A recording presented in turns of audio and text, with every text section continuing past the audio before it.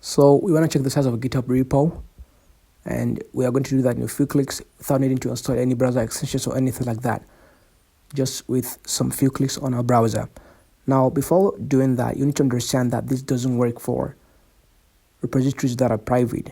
If you try this on a private repository, you're going to get this error right here, the 404 error code, meaning it's private. It's either private or it doesn't exist.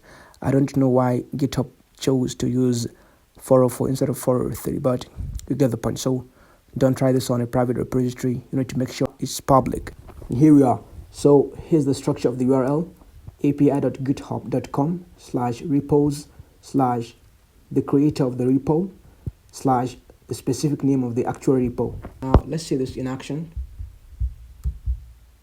Here's the repository whose size I want to check. So we can copy this just like this and then paste it into our browser. Then copy the repository. Here's the repository name, and then here is the name of the user. So we can copy them all together and then paste it right here just like this. Then hit enter, and then scroll down and check the size of the repository. But I'm not going to do that. There's even a better way, and even better way to do it. Just search for size, and then you can see the size right here. Now mind you, the size is displayed, it's being displayed in kilobytes. So how do you convert it to megabytes? How do you know how many MB the repository actually is? You can see right here that 1 MB is made up of 1024 KB. So that basically implies that to get the MB equivalent, all you have to do is divide the KB by 1024.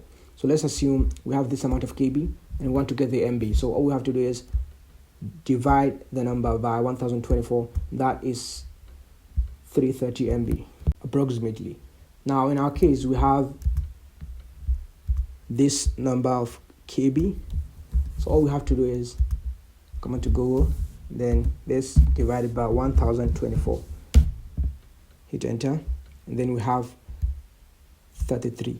So this basically means that this repository is 33 MB large.